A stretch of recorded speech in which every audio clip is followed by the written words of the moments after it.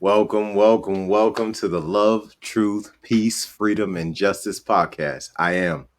They call me Ferdinand, the leader of many disciplines, the bringer of balance, and I'm just one of the hosts, supporting the brother, the main host, Brother Maurice Pennington Bey. How you doing, brother? Islam, Islam, Islam. All is It's- truly well. More. I woke up this morning with my hand in Allah's hand, so all is well. Absolutely. That's awesome.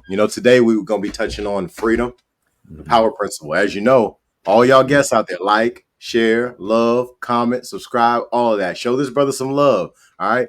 Bay the truth forever. Go find that on Facebook. So today we're on episode 3. Very special number.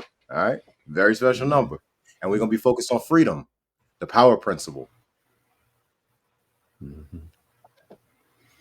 Okay, so the reason why I like to, identify with freedom as the power principle is because there's no principle, there's no power, there's no right, that's more important to me after my experience than the freedom to express myself, the freedom of expression, the freedom to have a dream and then wake up every morning working to make that dream a reality, the freedom to go to sleep at night and to just, recall all of my actions of the day, everything that I did for that day for my own self purpose. It's nothing like doing, the work that you want to do for yourself.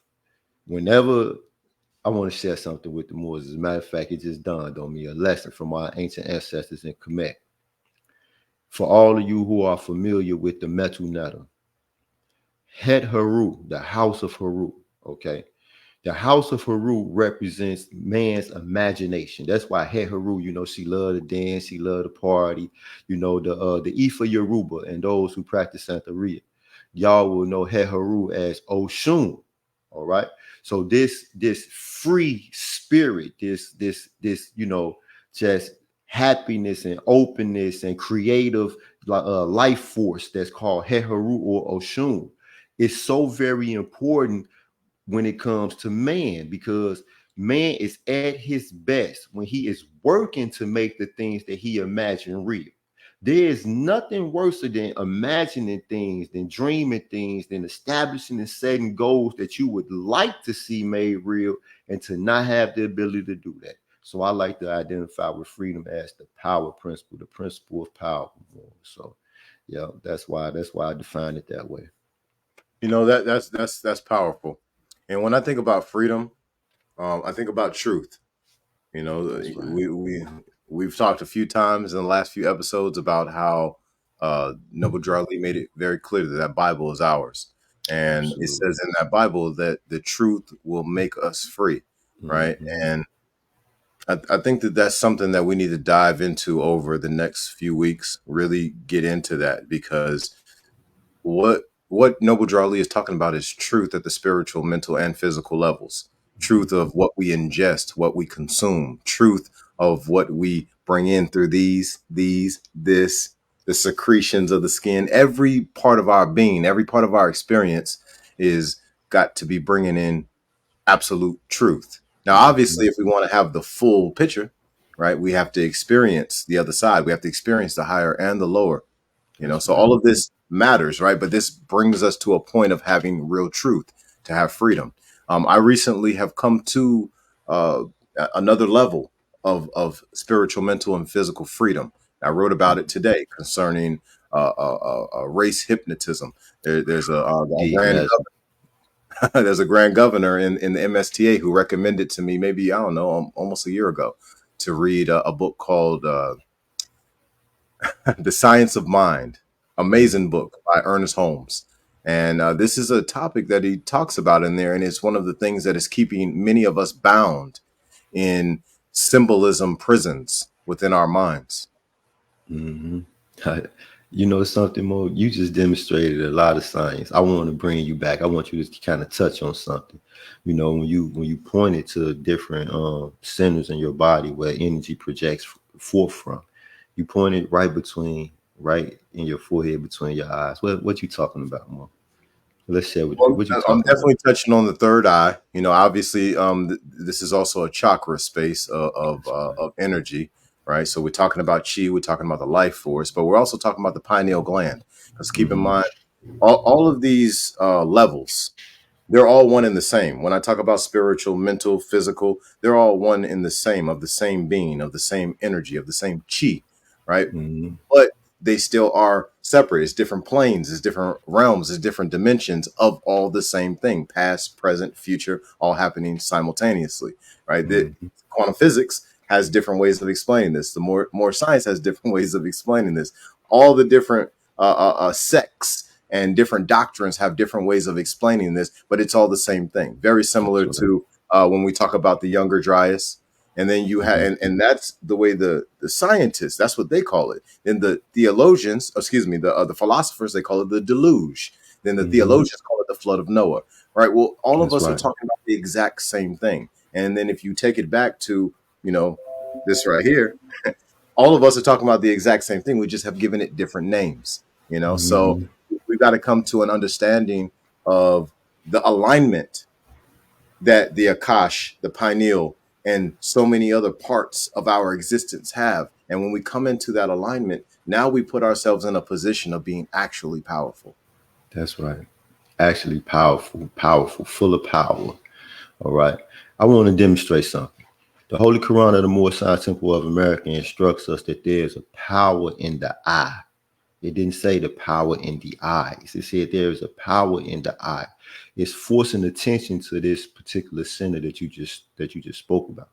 So years ago, I was doing some meditation, and I realized something because I was actually doing a exercise that I learned from the Sheik Chris Finley Bey, and it's a chakra cleansing exercise, right? And I realized then that the majority of the people in society today have entrapped their energy or their Holy Spirit, the Spirit, because it said, by the sweet breath of Allah, all life is bound in one. So life, that power that animates, that power that manifests, it's within us. And when I always talk about our own objectives, our own goals, our own passions and our own desires. It's our job, it's our duty to give life to these things.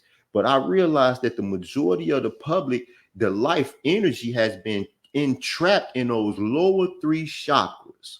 All right. In the belly, all we want to do is eat. In our genital chakras, all we want to do is have sex. And then at the tail chakra, where we just wasteful, all of the energy is here. It's no freedom, it's not sight, it's no motion within us, and therefore it's no motion manifested outside of us.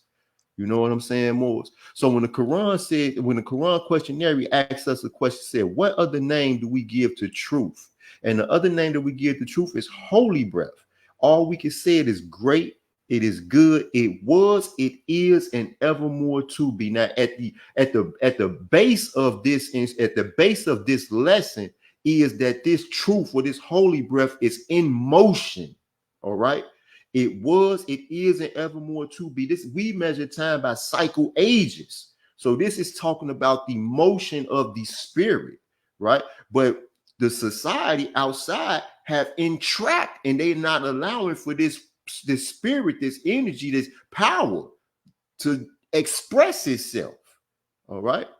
So when we talk about the power principle, freedom, first and foremost, we have to free ourselves from our own debased mentality, our own debased approach to life, our own debased approach to being the guys right here, man. Just being that expression of Allah. We have absolutely entrapped our ability within us, and we need to let it free. I agree with you. I was talking with a naturopathic doctor. I'm connected with because I practice holistic health. I'm connected with many medical professionals of many different disciplines, whether it being chiropractors, um, physicians, people who do physical therapy. I almost forgot the name. And when I sat down with this naturopathic doctor and talked with her, We talked heavily about the demineralization in the soil, and we also talked a lot about metabolic acidosis and Right. how the vast majority of people are their lifestyle is so toxic that when it comes down to what you just said about being trapped in those lower three chakras, well, Mm-hmm. absolutely. Because the people who want to have control, the people who desire control of the energy of the people and they are wielding it in negative ways, the only way Yes. that they could control us is if they brought us down to their level. Mm-hmm. Without them bringing us down to their level, excuse me, not with, they can't bring us down to their level Mm-hmm. without us choosing to move down to their level. Mm-hmm. There's no way that they could ever control us. There's no way that they would ever be powerful enough to do really anything to us. And we have accepted these things that are toxic that brings us down. And I give a great analogy all the time where I tell people, I'm like, listen, this game that we're playing in life, when it comes down to uh, doctrine, when it comes down to these lands that are technically corporations and all this is Mm-hmm. monopoly that we're all playing, right? Yeah. But we're not playing monopoly. Mm-hmm. We're the ones holding the board up so That's that all we doing. they can have their drinks on the board, so they can have their Uh, snacks, they can have the board and all the games, they can roll the dice and all of that, right? But where are we? We're the ones bent over and the game is on our back. Well, why mm. don't we just stand up? The moment we stand up, the game's over. Well, the reason why we don't stand up is because we're just not engaged, Mo. We're not engaged. You just said a mouthful. Our people have been convinced. We have been convinced to just exist inside of the state called mental slavery that the Prophet Noble Ali talked about. You know, he said it's a mental slavery that we have now, and it's a natural fact. There's no shackles on us. There's no chains. There's no one running around with no whips beating us back away from success. It's us holding us back from success. You know how many times I speak to, and when I always talk about the Moors, because the Prophet Noble Ali said that, the keys of civilization are in possession of the Moors. He said, out from our Sunday schools comes the guiders of the nation. And this is a fact, because even though these Moors are the guiders of the nation, it don't mean that they got to be good at it. They can absolutely suck. And that's right now, that's the state of affairs, But I see these Moors and I realize, and I know that they don't realize that when we're having conversations and we're dialoguing, they're actually telling me that they don't believe that they can succeed. They do not believe that they actually have the ability to succeed. And that comes from a lack of knowledge of self. The Quran teaches us that man holds deep within himself all of the potencies of Allah. All the potencies of Allah. So how could we ever fail? How could there be anything that we cannot do? Just like you said, bro, we have to suppress ourselves. We actually have to hold ourselves back away from success. So the only thing that's preventing us from getting in motion, getting active, you know what I mean, and competing for what's ours is us. And That's that's a fact. crazy how you said that. You say they got the board on our backs. That's a fact. Like, Well, they like do. for real, for They real. do. And I want to touch on that for a second, right? So I would say that there's many oracles out here, but the oracle that I trust in the most, her name is Sister Myra Moss. And Sister Myra Moss is amazing. She's been teaching for decades and she's been making sure to give our people the the truth that we need. And one of the videos that she did that really resonated with me was a video on super rituals. And Mm, after I watched that video, I was like, wow, like this game has been played on our back for so long. mm, And at mm, this point, we enjoy it. It's not even a thing anymore of like we're trying to fight from it or what. No, we enjoy it. We're running to be a part of it every day. And she talked about how the Grammys, how the Super Bowl, how the NBA Finals, how the Emmys, all these different rites and rituals mhm, are things that they're not able to have the max amount of energy without us. Look at those Mm. halftime shows. Look at who scores those touchdowns. Look at who is hitting 45 points in the game and getting MVP and all of that, right? Well, without those individuals, most of whom are Asiatics, Mm-hmm. you still people will still watch these programs, but the watch levels, the ratings, Mm-hmm. the views, the numbers is nothing close without us. Now I'll give you a great example.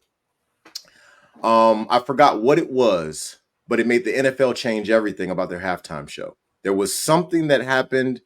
Some company did a program during the NFL halftime show years ago, Mm-hmm. and this is what started the NFL doing like concerts at their halftime show. I believe they booked Michael Jackson because of it, and I think that there was a comedian on Shannon Sharp's podcast who referenced this, who brought this, to light. I mean, obviously it had been to light for a long time, but they had recently brought it to light again.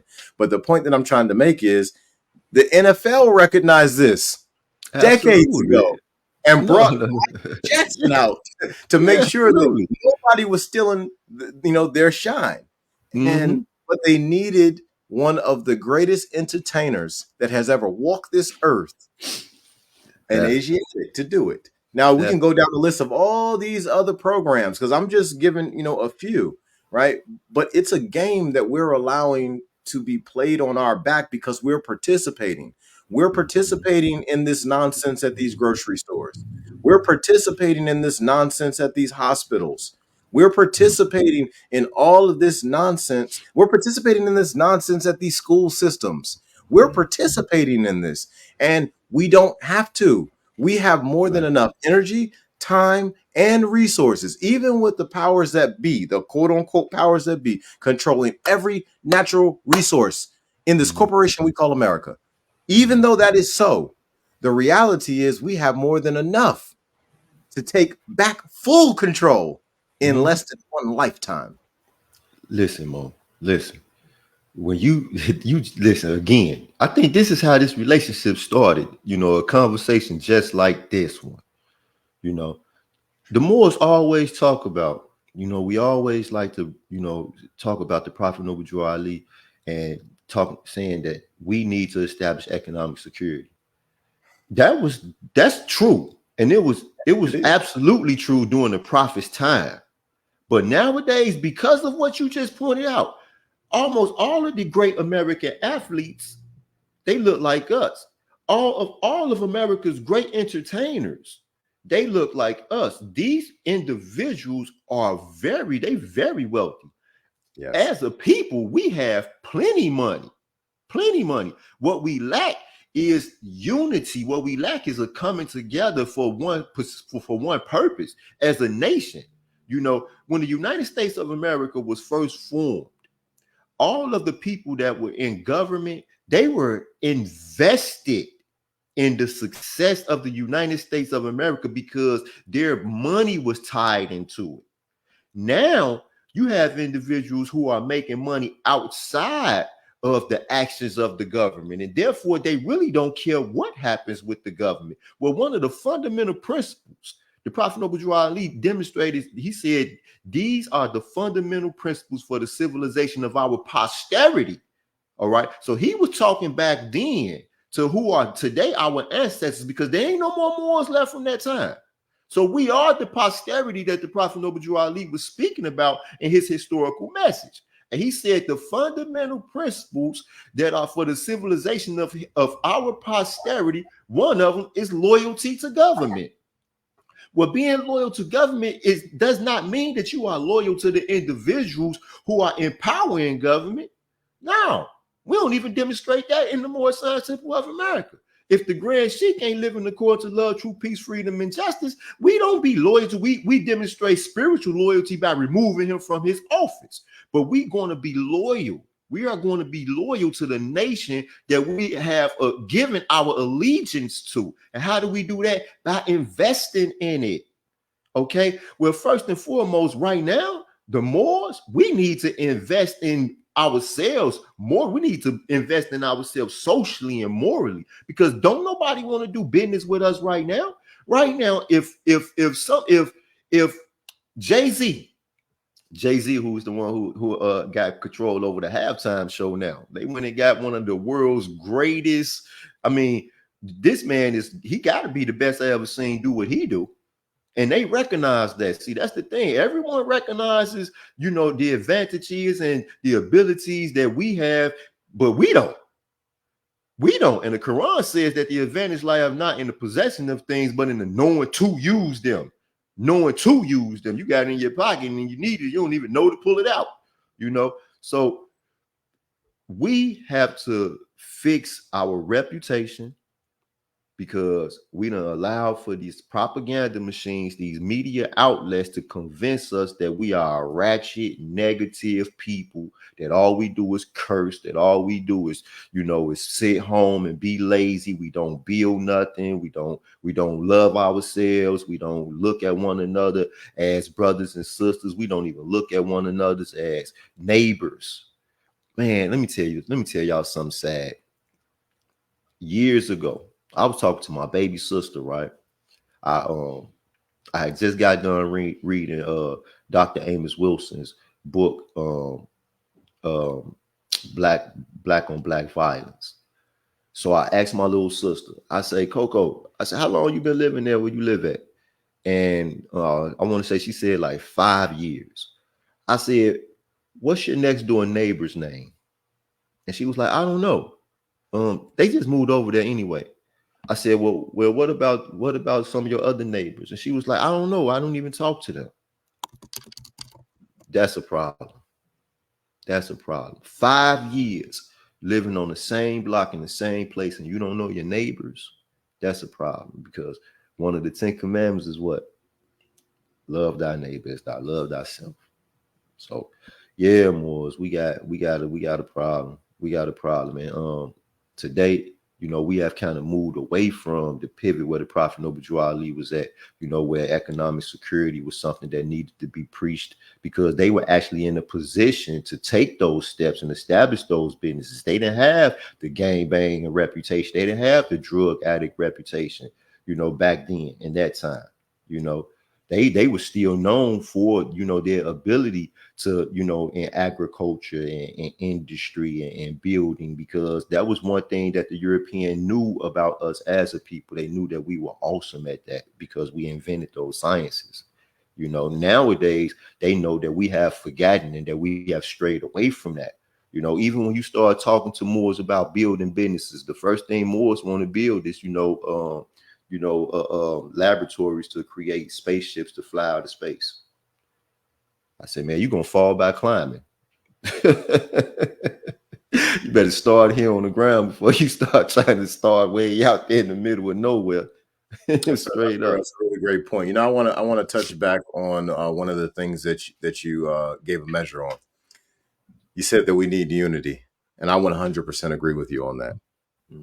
There's a book that I read recently called Metu Necher by Ra'un Nefer Amen. Nefer Amen. Absolutely. And Metu Necher, the first, I don't know, maybe 50 pages of the book focuses on unity, and it focuses on the use of the way we think, the way the Western mindset thinks in a left-brained mindset, and then the way that the African mindset or the Bantu mindset operates more in a right side of the brain and creativity, right? But then the left side, that's logical, right? So if you're too far on the left side, what happens based on what he wrote is you start to have a whole lot of separation. You start to have more individualism. You start to get away from collectivism.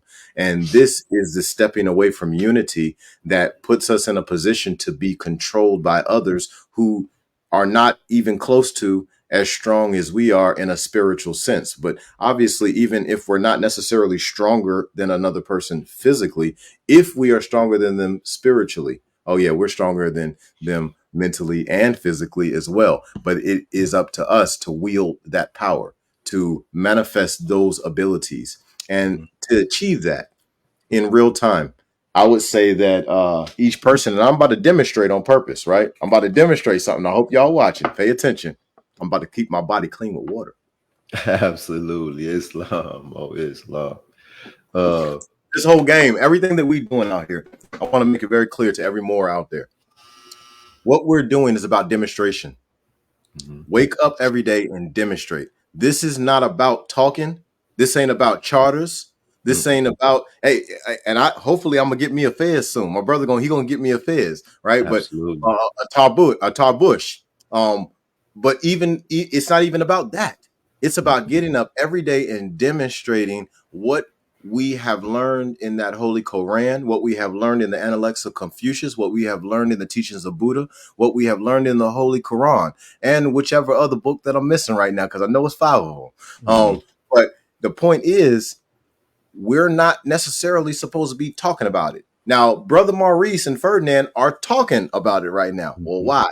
Because this talk is going to help the demonstration part. That's right. But what we are doing on a daily basis is we are demonstrating what I Mhm, just did by drinking water. I'm showing you that the prophet Noble Drew Ali, he was correct. You keep your body clean with water. You saw mhm. me doing it. Now you do it today, right? Not Islam. Maurice. I know brother Maurice is drinking water all day, All the every day. day. Start the Whoever day else like out there, that. whatever Moors out there, whatever other Asiatics are out there. Listen, we are talking about freedom today. Okay. Understand that if we're talking about freedom, the power principle, you got to realize that to achieve freedom, you've got to let go of what is Mhm. false. You've got to let go of what is erroneous. What is erroneous is soda, these artificial juices. What's erroneous is these alcohols and all these different things that just aren't serving. What's erroneous is what you may be watching on that television, what you may be playing with on that tablet or that phone, or the conversations you may be having with somebody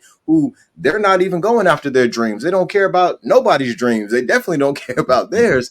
But we've got to come to an understanding that we are going to have to activate universal laws and principles to get into that space of that power principle, to get into that space of freedom. There's so much that Right. I had to sacrifice throughout the years. I can't even tell you how much I've had to Right. sacrifice, how many family members I've had to sacrifice, how many friends I've had to sacrifice, how many types of conversations that I like to, have that I had to sacrifice, how many different sports I like to play that I had to sacrifice to walk this Mhm. path of leadership, to walk this path of righteousness, right? But it all happened as a result of me freeing myself first. Right. That's right. Islam, Islam, Islam, Islam. We sacrifice so much, and I'm here to tell y'all. Y'all can say what y'all want to. I don't miss none of it, and I don't miss none of them. I'm telling y'all, I don't miss none of y'all. If I had to cut you off, I had to pull that axe and say we use the axe to cut away all the naughty, useless, and ungainly parts. So if that's what I considered it or them, then I cut it away and I do not miss it. You just spoke about the metuneta, right? Wow. So when I joined the Moorish Science Temple of America, I actually started to study metuneta and Moorish science together simultaneously, at the same time. So um, I want to share a couple things. He talk about unity. He talk about the two hemispheres of the mind, the left hemisphere and the right hemisphere. And the left hemisphere, the mind, it's the intellectual part, the part that separates things and it identifies things as in their own units. And then the right hemisphere is the part that sees things as a whole. It sees the entire puzzle. It sees the machine completely, where all of its components come together to work together to do whatever it is that the machine does. Okay, but the right hemisphere would have nothing to identify with if the left hemisphere didn't see those parts and see their uses individually to be able to bring them to the right hemisphere so that they could put it together. So there has to be a balance. And what I seen back in the day when people first started to study metuneta was I started to see people who was trying their best to just go all the way right. They were going all the way right because they, recognized and that was good. They recognized that the way that we have been taught to think here in the Western society, is wrong. It's the part that creates the Ethiopian degree. It's the part that divides things. Okay, so now I learned how to play chess when I was 7 years old. I used to go visit my dad in prison, and my dad taught me how to play chess. So when my father taught me how to play chess, he used to kick my butt. I mean, he used to beat me in 5 moves every game. So I always would leave as a child, and I would go and I wanted to become the best chess player I could because my dad was so good. And I wanted to, by the time my dad came home, I was going to be ready. I was going to be ready to face him on that chessboard, right? So my dad didn't come home until I was 21. So when I was 21, I had chess boards piled up because I grew up playing chess. I grew up. My mom used to buy me the electronic chess boards, and I would play. It was a Jewish guy by the name of Mr. Brownstein. You know, when I was a kid, he had an after school program on 50th and Calumet called the Ramp, and he was a chess player, and he would use his winnings from chess to fund the after school program. So it was a one member chess club. It was just me. So I would sit there and play this master chess player over and over. So when my dad came, I got all these chess boards. So when he come home, I set the chess boards up, and I'll just start demolishing them. And I realized then that my father was only beating me because I was a kid. He wasn't beating me because he was this great chess player. But I say that to say that I then lost my passion for the game of chess until I was introduced to the metal netta. And I was made familiar with the way the mind or the way the brain works, because there's no divisions inside of our mind. Understand that, Morris. Understand that the division within the brain and the way that it's composed, it does not exist inside of your soul. There is no divisions within the soul. Let's get that understood. But the way the brain works, you know, the left and right hemispheres, when you play chess, it's an exercise where it's the left and the right hemispheres have to work together in order to achieve a checkmate. So I started back playing chess in order to exercise my brain to try to create a balance within myself, because I knew that I had adopted so many habits that created imbalances within me. Okay, and then that's one lesson that I wanted to demonstrate and share that I take away before we get into the nettas. And you know, because our ancient ancestors were intelligent and ingenious enough to not worship many gods. Now let's destroy that myth. Our ancient ancestors did not see, you know, Obatala or Arumala or Haru Kahudi or Mayat or Haru or Het Haru or Aset or Jeb or Anpu. They did not see Sebek. They did not see them as different gods. What they did was they studied the self and they gave character to character so that they could study character. So the different aspects of our character, they brought them to one, and they gave them all characters. They created stories about them that related to the way that they actually work within us. So Haru being our will, that thing that makes everything else, that brings force to the event, you know, so that the Asar and the Aset can work together, or so that the Tahuti and the Sebek can work together. It's Haru, the wheel, that does that. You understand what I'm saying? So they gave character to these characters. So don't believe the Europeans who have never practiced this religion, who say that our ancestors worship many gods. Our ancestors were so intelligent and so ingenious that they didn't even have a name for Allah. They didn't even try to identify, you know, what Allah was with words, because they didn't think that there were any word or any group of words that could, you know, be worthy enough to represent what God is, you know. Absolutely. You know, and as you say that, it automatically took me to the Elohim, the seven creative Mhm. spirits. That's right. So when we talk about the Elohim, okay, so now the Moors need to understand. It said that the triune Allah breathed forth, and seven spirits stood before his face. It says the Hebrews called these seven spirits the Elohim.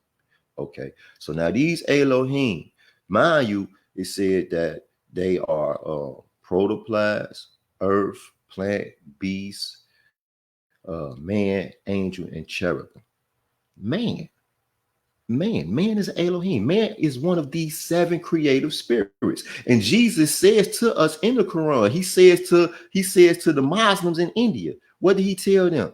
He said, Allah never created no heaven or no hell for man. We are creators. We create our own. So he identified the creative attribute that exists within us, the ability to bring forth whatever it is that we can't imagine. All right. So you have some ones who, again, they think that the Elohim are gods. No, Mars, we Muslims. We bear witness that there is no God but Allah. We also bear witness that other people, other nations, other tribes of the earth, they identify Allah by a different name. Every nation has a name for Allah, but it's still Allah. Okay, thought is the cause of it all. If you're in your mind and you're thinking about the creator of all things, of heavens and earth, the author, the governor of the world, then you're talking about Allah. I don't care what you call him. It does not matter. I'm not going to sit down and argue about, you said a room Allah, I said Allah, he said Odin, I said Allah. I'm not going to have that argument with you, because then I would be somebody who is saying that maybe there is another God. There is no other God. So you have to be talking about the great God.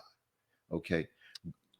Recognize the ingenuity of our ancestors. That was something else that he said in the introduction of the Metal Nether. Remember when he talked about the missionaries who had brought the Bible, and our ancestors read the Bible and they looked at it and they said, "Oh, we create stories like this for our children."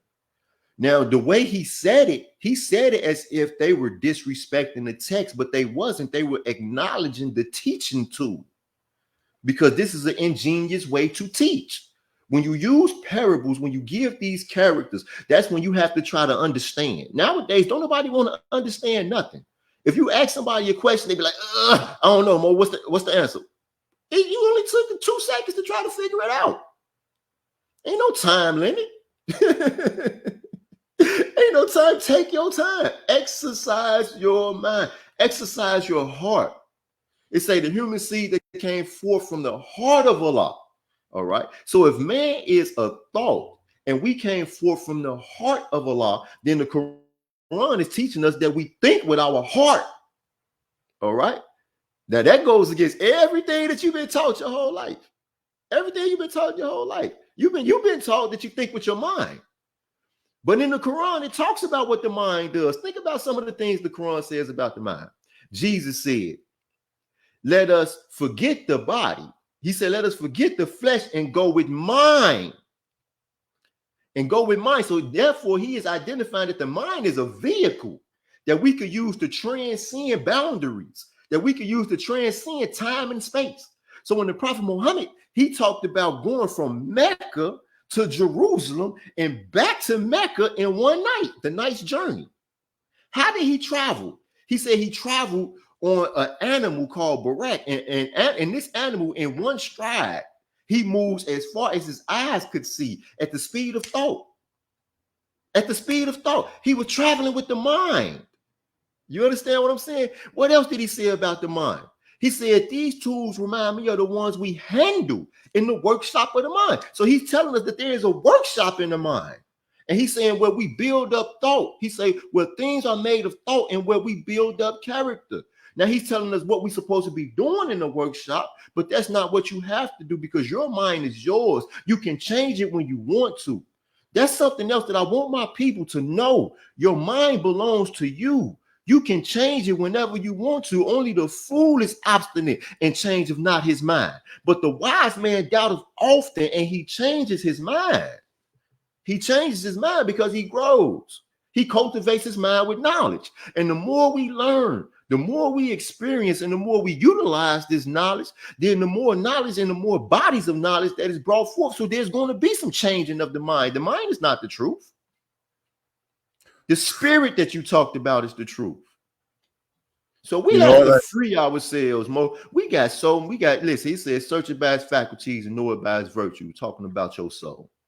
It's free. You done hit on some heavy ones right there. Let's go ahead and do a quick intermission. Hey, y'all, like, love, comment, share, subscribe. Hey, listen, I'm about to put it up on the screen. All right, that page right there. Y'all get on over there and click like. Listen, the goal is 100,000 followers within whatever time limit I said in the last one. Hey, oh yeah, and I also want to let the boys know. All right, we didn't talk about it in there. Listen, we about to blow this brother up. All right, all Moors, all Asiatics around the world. Y'all go to Facebook and y'all click like on this page. Y'all go watch a video. Y'all comment on something. Go show this brother some love. Okay, this brother just told me the other day, and I believe everything he said. He said, I've been preparing for 16 years. And make no mistake about it, I believe him because I move fast. Anybody who knows me knows I move very quickly, and they be sitting back like, "Yo, what? How did you do this that fast?" And I'll be like, "Listen, you said you was ready, so let's That's go." right.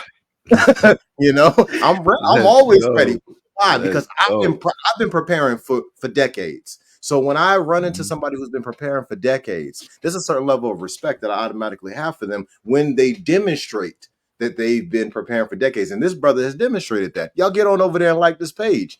All right. Now check this out, brother. I want to say another thing too. Today we're on episode 3. We're That's focusing right. on freedom. Okay. And check us Right. out. We live to 9 different platforms right now. Think about those numbers. Mm. Okay. So we born again, huh? I want to say this to Bay the Truth on YouTube. You know, I ain't got a lot of content on there right now, but every day, Monday through Friday, we demonstrating the love, truth, peace, freedom, and justice podcast. So that's going to be there. And then, as I go, y'all know how I do. Whenever I get the notion, I'm advanced notions. So whenever I get the notion, I'm gonna put some content out there for the uplifting the fallen humanity and know. A lot of people, they say that the hero, the most renowned human character, is he a bubble of this weakness? Talk about vanity. Now, I want to say that, everybody always think that, you're trying to make it about you. If I had $1 for every time I was told, oh man, you think you know it all, I would be more than rich. What those individuals didn't realize was the only reason why I was talking to them or expressing to them what I believed at the time to be the truth. The truth at that time was because I cared. Okay, I love people. I believe in people because I know what the truth is about man. There ain't but a few people in this whole entire world who know what the truth is about man. But I know what the truth is. I know that every man has a higher self, meaning that God is in them.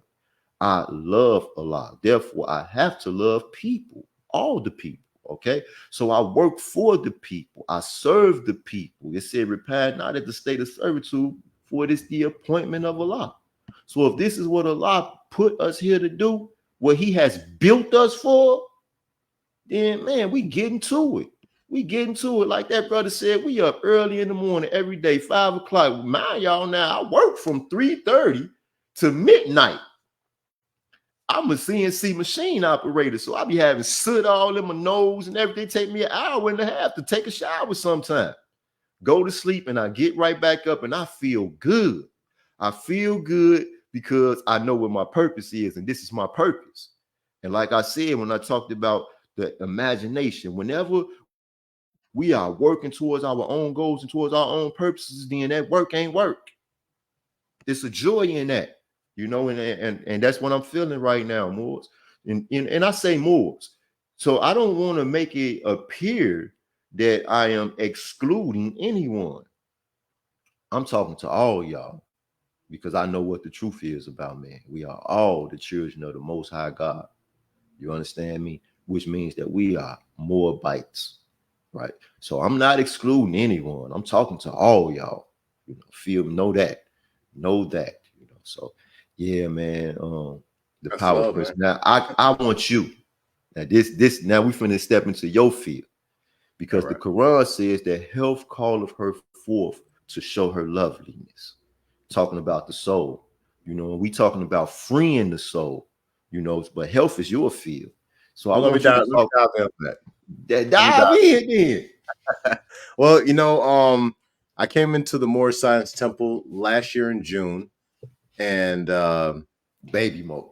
within yeah, baby more. Within 2 weeks, I was blessed to teach Sunday school. I was offered the opportunity. So the lesson that I taught was on the disseminate. Excuse me, the dissemination and the interpretation and dissemination of Moorish science. Okay. Mm. They wasn't ready for this when I gave this measure. Okay. But what I focused on was the 6 keys of life. Okay. And if we want to free ourselves, because keep in mind, we're focused on the power principle of freedom today. Okay. And if we want to free ourselves, we got to focus on the 6 keys of life. We got to move into balance. And the way to achieve that is obviously letting go of things that don't serve. That's the very first thing that we have to focus on. Okay. And when I say things that don't serve, I'm talking about everything. I'm talking about steaks, chicken, sausages at the barbecue, all that. I'm talking about sodas, juices, milk. I'm talking about all this stuff that we are not supposed to be ingesting. Let it go, right? The smell goods in the house. Them things are the most toxic thing you got in the house. Take them Mm. things out your house, throw them away. You shouldn't have no smell goods in your car. You shouldn't have no smell goods in your house. That stuff is not good for you to be ingesting through your nose and through your mouth and through your eyes and through your ears and through the secretions of your skin. And make no mistake about it, because it's a smell good. Well, it's in the air. Oh, it's Mm. getting through the skin. It's Mm. getting through everywhere of the body. We got to let those things go. But then we got to come into balance with 6 things. All right. The very first one over here is nutrition. Mm. Nutrition is supposed to be whole. We need whole nutrition. That comes from the ground. Okay. Mm. That's all kinds of vegetables, fruits, nuts, seeds, legumes, Mm. and also sea vegetables. All right, we need that in our diet. Okay, but then we need to come over here to this next one, and that's water. We need to keep the body clean with water, as the prophet has said in the Holy Quran. We need to come to the next one. That's sunlight. We need to have as much sunlight as possible to bare skin as we can. Keep in mind, y'all. Anybody who doesn't know me, I'm a longtime gardener. I got 30 years in the game as a gardener. It's Mm. not even a joke. I'm dead serious. I've been gardening that long, since I was about 8 or 9 years old. I learned how to garden the same time I learned how to play chess, and I've been playing chess ever since. We're gonna talk a little bit more Okay. about that later. Okay. All right, but Okay. we at the sunlight right now. Okay, so the sunlight is so important for many different reasons. We got to charge that melanin up. Okay, but at the Mm-hmm. same time, we also got to think about the reality that we want to sleep good at night. So we're not only charging melanin up, we're charging mitochondria up. We're charging up the pineal gland with that Mm-hmm. sunlight. All right, so we need that. All right, now that takes us into our next one. Our next one is sleep. Okay, when it comes down to sleep, we need to deep breathe for 6 to 8 hours every single night, right? That is important. Our mind, excuse me, our brain uses about 30% of the water in our body while we sleep. Well, if we're going to have whole health, if we're going to free ourselves, well, one of the things that we would need is to heal while we're asleep with that massive amount of oxygen that's coming inside of us. I challenge every person out there who's listening. I challenge you to try to deep breathe for 15 minutes, to try to deep breathe for 15 minutes straight. I can almost guarantee you there's very few people out there who could actually do it consciously. It's Mm. something that happens unconsciously, and it happens as a result of us properly charging up in the sunlight that mitochondria and that melatonin. And then when we sleep in the absence of light, what happens is that mitochondria works the way it's supposed to. That pineal gland works the way it's supposed to. All right, now we got 2 more on the list. Remember, it's the 6 keys of life. The fifth one is exercise or movement. Mm. We've got to Mm. have movement. We've got to have some kind of exercise. It doesn't even necessarily have to be exercise. You can go work in the garden, go take a walk, Right. do something in movement, because you have optimal blood flow at the point Mm-hmm. of movement. You don't have optimal blood flow without moving. That's very important. Now, the last one is, I wouldn't say it's more important, but it ties all the other 5 together. That is goals. We've got to have purpose. Mm.